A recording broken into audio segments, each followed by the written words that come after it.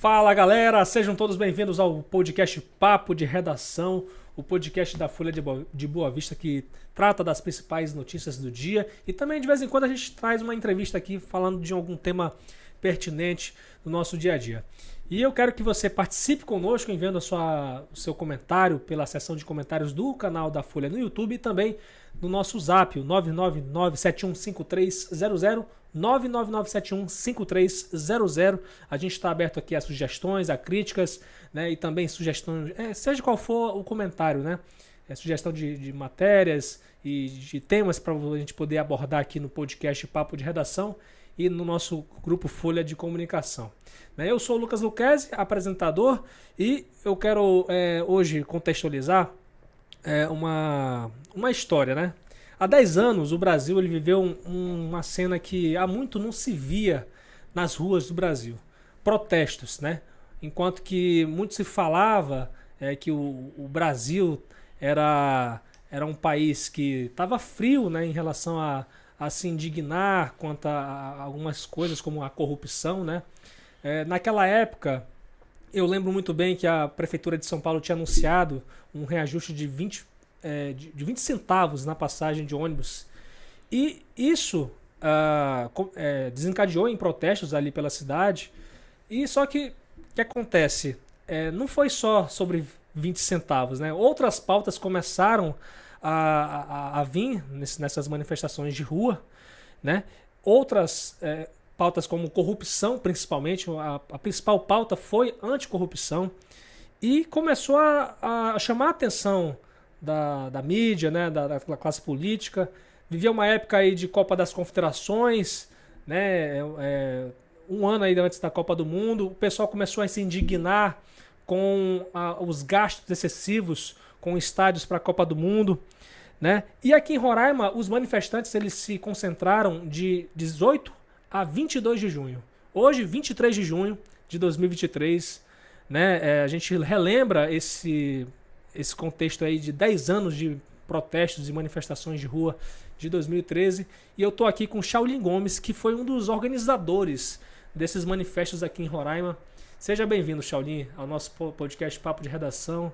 Queria que você respondesse para a gente o que levou a você a se encorajar para poder organizar esses manifestos há 10 anos. É uma satisfação imensa estar aqui com vocês hoje, mais uma vez aqui no Grupo Folha, que sempre está aqui passando a notícia em primeira mão para o estado de Roraima, tá? E voltando ao assunto, quando você fala manifestação, as pessoas já têm uma ideia na cabeça. 2013.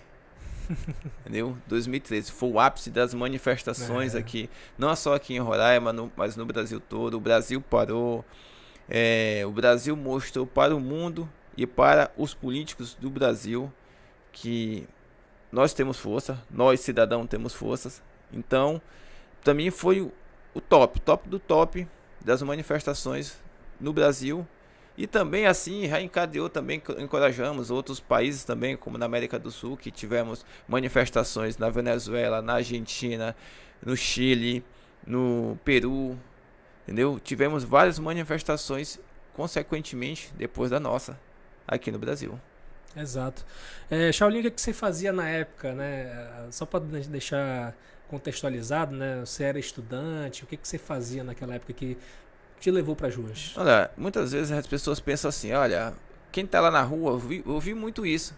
O pessoal que tava no carro comissionado na época, ou então tinha algum vínculo político, as pessoas sempre passavam pela gente, é vagabundo, vai caçar o que fazer, vai trabalhar, tu não tem o que fazer. Não, pessoal, todos nós naquela época éramos trabalhadores. Eu na época eu era estudante de Direito, tinha terminado minha faculdade de agronegócio, eu era microempresário já na época. Também eu era servidor público, comissionado na época, entendeu? E as pessoas perguntavam para mim, mas tu é comissionado e tá aqui brigando? Olha, porque assim, eu parto do princípio que o cidadão, independente se ele é comissionado, efetivo, ou é empresário, ou não tem emprego no momento, ele tem que defender a pátria, ele tem que defender os interesses coletivos, não só os interesses individuais. E o povo foi pra rua, como você mesmo falou, não foi por causa de 20 centavos que aconteceu lá em São Paulo, não. Não foi por causa de 20 centavos. Foi por causa da safadeza que estava acontecendo dentro e fora do parlamento. Dentro e fora do parlamento. O parlamento estava fazendo chacota com a cara do brasileiro. Entendeu? Tava fazendo chacota com a cara do brasileiro. Eu lembro muito bem que ia ter na época uma lei das terras. Aqui em Roraima o estopim foi por causa dessa situação. A lei das terras de Roraima.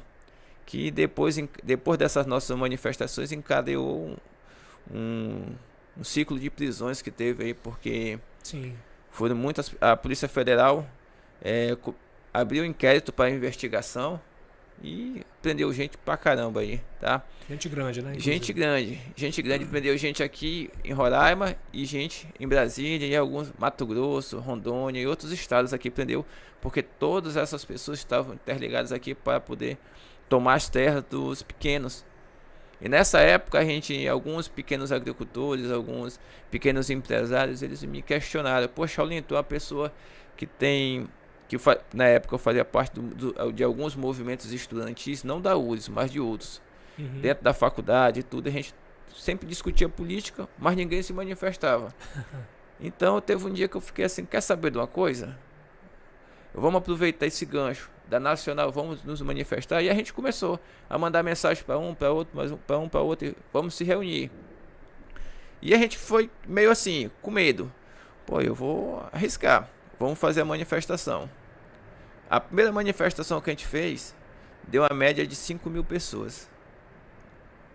Aí o pessoal da Nacional, do movimento, veio pra rua, entrou em contato comigo. Aí a segunda manifestação já deu quase 15.000 pessoas. Uhum. Aí caramba, o negócio tá pegando.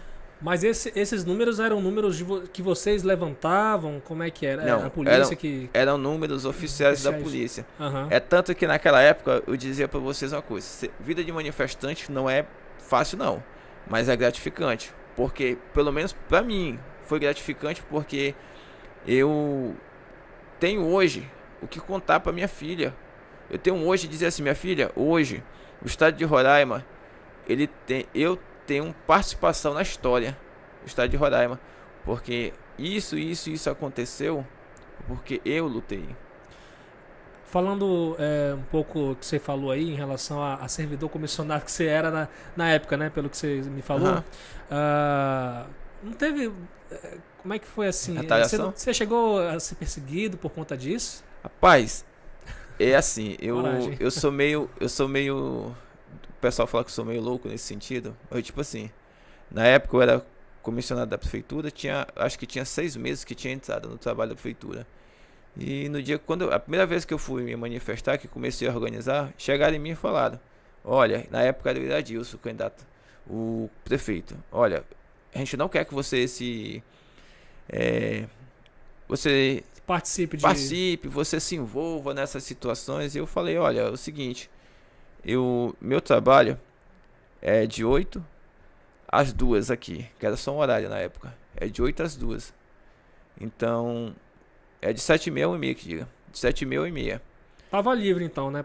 A parte da tarde, que era a parte das manifestações, eu vou falar pra vocês: ó, o que eu faço, o meu fora a parte é meu. Eu tava começando a fazer direito, eu tava naquela situação, começando a aprender os meus direitos, tudinho, eu tava naquele auge assim, top em mim. Entendeu? E tipo assim, eles tentaram me brecar, tentaram me calar, mas eu falei: olha, entre a minha liberdade, entre a minha dignidade, entre a minha pátria e o meu emprego, que na época era um salário mínimo, e o salário mínimo naquela época não chegava nem R$1.000, eu falei: ó, sinto muito, mas eu vou ficar aqui, ó. E eles não tiveram coragem de me demitir, porque na época, pra eles, se eles me demitissem, eu acho que eles ficaram com medo da repercussão que isso ia tomar. Entendeu? Mas ao contrário do governo, que eu não tinha vínculo nenhum com o governo, rapaz, naquela época lá, que era o finado Anchieta, rapaz, eu fui perseguido demais, ó. Eu lembro que teve uma vez que a gente estava todo mundo na frente do palácio e a gente estava se reunindo para poder dar uma ênfase maior, começar a gritar palavras de ordens, tudo, aquela situação toda, fazer um panelaço. Aí tava, na época era o Prola, eu acho que era o Prola. Não, era o Prola, sim. Tava o Prola, que foi secretário de Segurança do Estado, e mais outros oficiais da polícia, lá em frente ao palácio, e eles pegaram, tipo assim, falando tal, gesticulando. Aí teve a hora que o Prola pegou, apontou o dedo ali. Tá? Eu tava conversando com a mina, só vi, na hora que a mina falou assim, Shaolin, vão te pegar. E foi dito e feito. Tu imagina a situação, não sei se você já imaginou, Lucas, mas você imagina a situação. Você no meio de um campo de guerra, aonde você é o alvo que todo mundo quer atirar. E eu naquele dia, eu sou cristão, e eu digo assim que foi Deus me livrou daquele dia, porque bala de borracha eu vi passar muito, ó. Porque a missão era pegar os líderes da manifestação e coibir eles, fazer com que a população se exaurisse. Pois é, porque naquela época a classe política vigente, né, de modo geral, não só do Estado como do Brasil todo, eram alvos, né, dos protestos. Mas eu lembro também que o protesto também tinha como alvo algumas pautas específicas, como a PEC 37, que era uma PEC para você retirar o poder do Ministério Público de investigar, né, deixando só para a Polícia Judiciária, a Polícia Federal, a Polícia Civil fazer investigações. O que você lembra de, assim, como é que foi a reunião para poder discutir essas pautas, né? Você que era um dos líderes do movimento, né? Como é que foram essas reuniões? Olha, a gente teve várias reuniões para discutir vários temas, várias pautas, mas aqui em Roraima, a que mais pesou foi a Lei das Terras. Uhum. Também, na época, tinha alguns processos de cassação contra o atual governador na época, e nós nos manifestamos para que o TRE, para que o Ministério Público também entrasse com um pouco mais de ênfase nessa situação. E, tipo assim, não mudou muita coisa daquela época para hoje, não. A gente se manifestou, fez aquele arruaço, toda aquela situação toda, e as pessoas, tivemos o apoio da população, mas na hora eles pegaram assim, olha, eu vou dar isso para vocês aqui, vocês ficam aí, se manifestam um pouquinho, depois todo mundo esqueceu. Pois é isso que eu ia tratar contigo, né? Hoje, por exemplo, muito se fala, assim, não vou personalizar ninguém aqui, né? Mas muito se reclama de conduta da classe política, né? Do judiciário também, né? Você não acha que não existe, como naquela época, motivos para poder ir para a rua? Existem motivos para ir para a rua, mas com essa nova gestão que nós temos no Brasil hoje, que elas estão criando mecanismos para coibir as manifestações, tanto em redes sociais quanto nas ruas. Então o povo está com medo. O povo hoje, ele está não só com medo, ele está acovardado também. A palavra certa é essa, porque tu imagina uma coisa. Se tu vai para a rua, as pessoas que falam que o governo contra o governo estão sendo presas. As pessoas que falam contra o judiciário estão sendo presas e multadas. Então, uma coisa que não existia muito, antes apesar não existia. Da classe política ser tão Opressora? Mas não tinha tanto isso naquela época. Aqui em Roraima tem um diferencial, pouco peculiar, diferente aqui em Roraima. Porque tu imagina uma coisa, ou tu escolhe aqui, ou tu é da prefeitura ou tu é do governo, porque nós vivemos na economia do contra-cheque. Né? Ainda. Não adianta dizer que você não depende. Tu, Lucas, tu trabalha na Folha de Boa Vista. Eu não dependo do contra-cheque. Não, você depende do contra-cheque indiretamente. Porque a Folha de Boa Vista, ela vende notícia. E ela vai vender para quem? Pois é, agora em relação à lição que fica para você, especialmente, né, como organizador desses movimentos de rua, que você era, não sei se ainda é ligado ao movimento Vem Pra Rua. Eu ainda sou ligado, assim, tenho uma ligação. Sim. Qual é a lição que fica, assim, apesar de ter havido alguns retrocessos, né? Eu diria em relação a muita coisa no Brasil, né? Qual é a lição que fica desses movimentos de 10 anos? Olha, primeiramente eu vou falar uma coisa assim. O movimento Vem Pra Rua, ele nasceu de uma vontade de mudança. Uma vontade de mudança. Não foi com intuito político, não foi com o intuito de aparecer, mas sim foi com o intuito de uma mudança. Tá? Essa mudança, ela não nasce, pessoal. Vou deixar bem claro para vocês aqui. A mudança não nasce da noite pro dia. Ela demora um tempo. Ela tem um sacrifício. E as pessoas não estão dispostas a pagar pelo sacrifício. Estão dispostas hoje, sim, ao momento. Estão aquela situação de dizer, o que me beneficia hoje é o que eu quero. Eles não pensam no futuro. É por causa de falta de coragem, de falta de manifestação, de falta do cidadão e cobrar o político que ele votou, que o nosso Brasil, o nosso estado está da forma que está. Um exemplo é a Venezuela. Se nós não prestarmos atenção, o Brasil vai se tornar uma Venezuela ou pior, porque a Venezuela correu para o Brasil vai correr para onde? Entendeu? Uhum. Não tem condição de nós passarmos a vida toda omissos. Então, com relação à tua pergunta, o que deixou de fato para mim de aprendizado foi assim, que se nós pressionarmos, se nós corrermos atrás dos nossos direitos, eles vão ser feitos valer. Porque a única coisa que faz o político tremer, ficar com a perna bamba ou se borrar nas calças é o povo na rua. A única coisa que derrubou o presidente foi isso. Exatamente. Na época do Collor, foi quem derrubou o Collor, foi os caras pintadas. Na época da Dilma, foi nós, o movimento Veio Pra Rua. E eu tenho orgulho de dizer que fui integrante do movimento Vem Pra Rua, que participei dessa movimentação toda. Pois é, apesar dos mecanismos que a gente citou aqui, que genericamente, né, que foram criados para evitar, para colocar medo na população, você acha que essa geração, sei lá, pelos próximos 10 anos ainda vai ver um movimento como esse? Como foi de 2013? Olha, eu acho bem difícil porque nós temos hoje uma geração Nutella. É a famosa geração Nutella. É uma geração que você não pode dizer que se a pessoa é feia, você não pode dizer que ela é feia. Você tem que dizer, ou você se omite, ou você mente.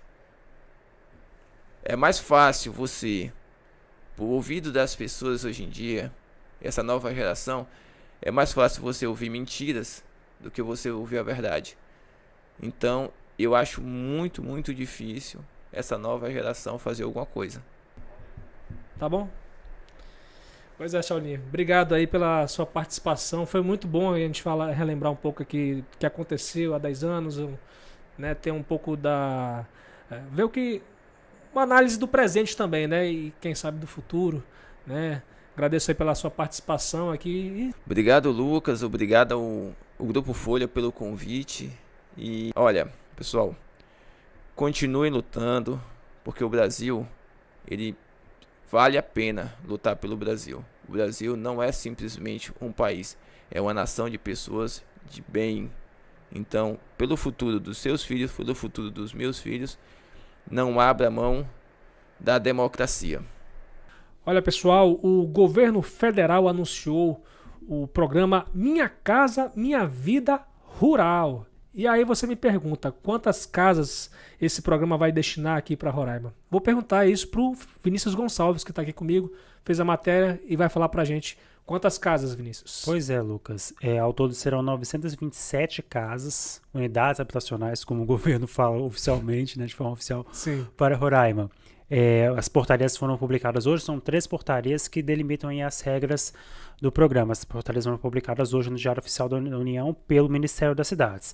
O teto para quem quer participar do programa, que esse teto, né, vai ser limitado para casas de até R$ 75 mil, para a construção das casas, e para a reforma o teto ficou ali de R$ 40 mil, e as famílias que vão poder participar elas têm que ter uma renda anual de R$ 31.600.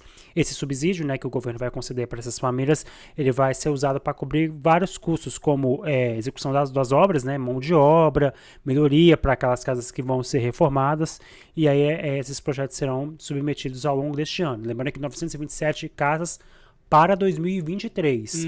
Ao longo dos próximos anos, né, se espera que esse número, né, seja maior ao longo do tempo. Em todo o país, a meta aí é pretender 30 mil famílias, e aí aqui para Roraima, pelo menos 200 famílias têm que ser atendidas até o fim deste ano, né, até o fim de 2023. Legal, boa novidade aí para o pessoal que está querendo ter tanto uma casa própria, né? Tanto uma moradia digna, né? Uma boa notícia aí. O pessoal tem que ficar atento aí. Nos próximos dias deve ter mais detalhes, evidentemente, sobre essas medidas aí, sobre até para reduzir o déficit habitacional, que Roraima, inclusive, tem mais de 20 mil famílias que não vivem em condições muito dignas, né? Ou não tem casa própria.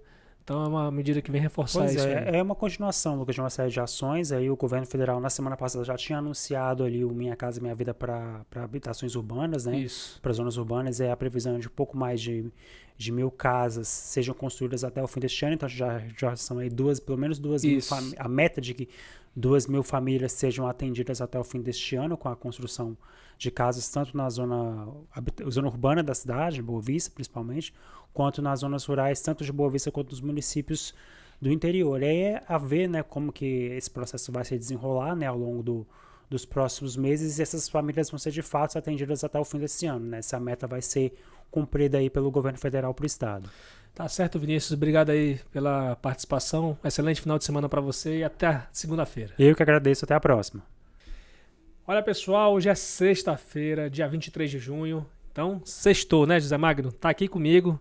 Ele que virou repórter oficial da Agenda Cultural da Folha de Boa Vista, do podcast Papo de Redação, e vai falar pra gente as atrações desse final de semana. Isso mesmo, sextou e o clima junino tá no ar.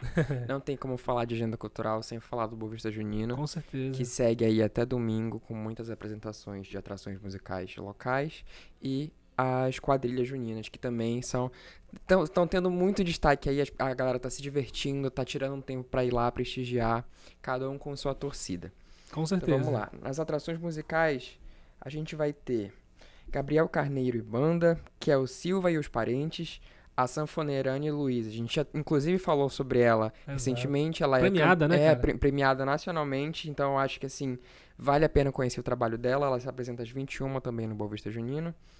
Da Merrick Banda, Vatazinho do Piseiro e Banda. E também as apresentações das quadrilhas. Muito bom. Tudo isso dentro do universo do Boa Vista Junino. Então, Zé Magno, é claro que o pessoal... Não só existe Boa Vista Junino, apesar de ser uma festa que está movimentando a cidade toda, né? Tem gente que não curte muito o Arraial, não sei, né? Ou pelo menos gosta de forró, mas não vai pro Arraial. O que tem de bom aí também? Bom, cada um tem seus motivos para não querer ir ao Arraial. E a gente tem opções para essas pessoas que não estão muito afim de encarar a multidão, ou então não estão afim de... querem algo mais quietinho, ou então só querem algo diferente. Exato. Ali, a programação começa hoje, lá no Orla Bar, com Zerbini Araújo e Paçoquinha de Normandia, que já é conhecido aqui no estado, é tradição, então é garantia de muita diversão para quem curte forró. Também vai ter forró a partir das 9 horas no Galpão 95. Na UP, já muda um pouquinho o gênero, a gente vai ter ponto 3 com aquele rock, aquela coisa diferente do Arraial. No 427 vai ter Leca Dens e Daniel Oliveira. E hoje também, voltando para Arraial, começa o Arraial do Mestre Cervejeiro com a Naipe, que vai ser realizado lá no Mestre Cervejeiro. Quem quiser mais informações tem que entrar lá no Instagram do Mestre Cervejeiro, que é @mc_boavista. E a gente segue com o sábado.